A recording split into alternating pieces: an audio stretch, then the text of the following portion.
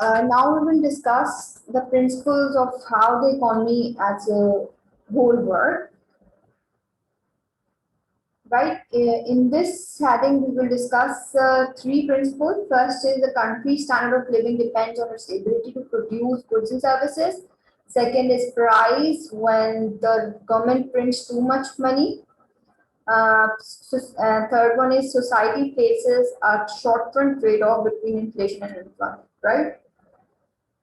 Now moving toward the eighth principle or the first principle of this heading.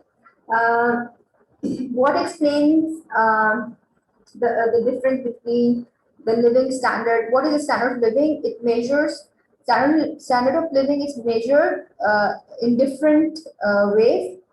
Sometimes researchers measure it by the HDI, Human Development Index. Sometimes they measure it with the poverty level, and sometimes it's measured by the productivity, right? Over here, we are talking about productivity. Productivity is the amount of goods and services produced from each hours of workers. What explains this large difference in the living standard among countries and over time?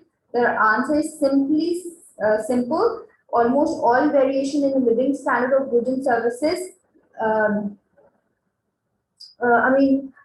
almost all variation in living standards is attributed to difference in country productivity, right? Which I already explained, it is the amount of goods and services produced from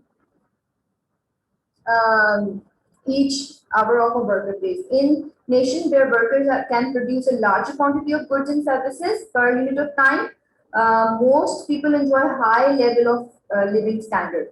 Whereas where the workers are less productive, they are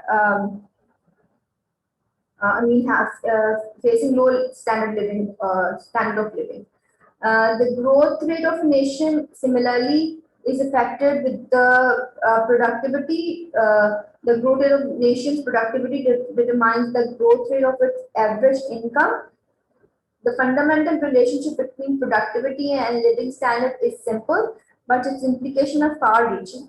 If productivity is the primary determinant of living standard, other explanation must be of secondary information, right? Now, before moving to what next heading, we see this picture or this video. A country's standard of living depends on its ability to produce goods and services. Differences in living standards around the world are dramatic. In 1998, the average American had a yearly income of $31,500. In Mexico, the average yearly income was $8,300. And in India, the figure was just above $1,700 a year. Not surprisingly, these differences in income are reflected in the various measures of quality of life. Americans have more cars, better nutrition, and longer life expectancies than citizens in a country like India. What explains these large differences in living standards among nations? If we compare sort of the rich countries and the poor countries, the difference that explains it is productivity. That is, the rich countries have workers that are very productive. They can produce a lot of goods and services for every hour of work, whereas poor countries have workers that are less productive. That is, they produce fewer goods and services for every hour of work. Now that raises the question, of course, of what explains those differences in productivity. And of course, there are many different explanations for that. It includes things like accumulation of capital, it includes the skills of the workforce, it includes the openness of the economy. There are a lot of explanations for productivity, but whenever you want to explain differences between rich and poor countries, productivity is the key. The relationship between productivity and living standards is a challenge to government policies. Since rising productivity is critical to economic well-being, how can government provide the best support?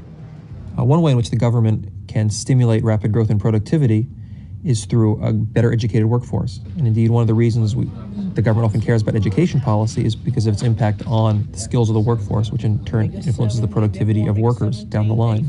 Typically, the U.S., Western Europe, and Japan are states that are very economically free, that they've encouraged development, that they've encouraged entrepreneurship, that they've encouraged technological advantages with relatively low levels of government involvement in the economy. In the U.S., the government is really involved in about 1/5 of the economy. In states that are less well developed, you find the government is really the dominant buyer, the dominant actor in the economy. And we've seen the problems with planned economies and those economies that don't have economic freedom, their productivity is really suppressed. In the U.S., we do everything we can, hopefully, to promote productivity by promoting economic freedom and liberty.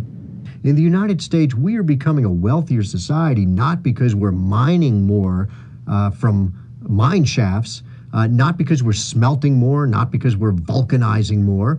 We're becoming wealthier because of our brains, because of these software algorithms, because of the formulae that pharmaceutical scientists come up with, because of the software, because of the entertainment products that George Lucas and Steven Spielberg create.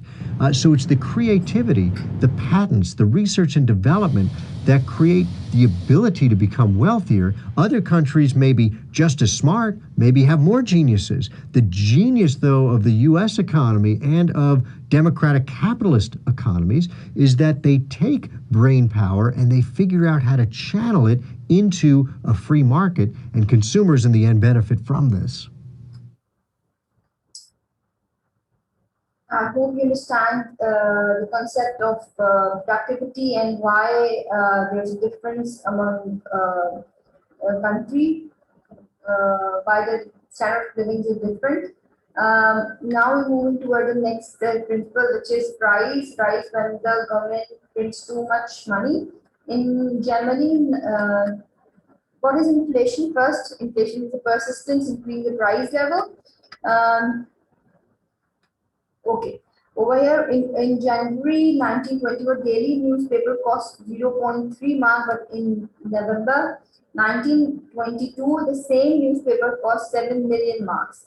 All other prices in the economy rose by similar amount. This episode is one of history's most spectacular example of inflation, an increase in the overall level of price in the economy. Why? What causes inflation? In almost all cases of large or persistent inflation, the culprit is growth in the quantity of money. When a government creates large quantity of nation's money, the value of the money falls. In Germany, 1920s, when the prices were on average tripling every month, the quantity of money was also tripling every month, right? Last principle, which says society faces short-term trade-off between inflation and unemployment. Although a higher level of prices is in the long run, the primary effect of increasing the quantity of money, the short-run story is more complex and more controversial.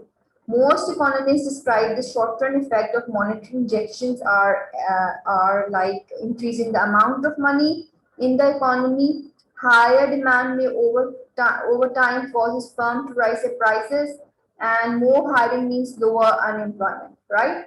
This line of reasoning leads to a one final economy-wide trade-off, short-term trade-off between inflation and unemployment.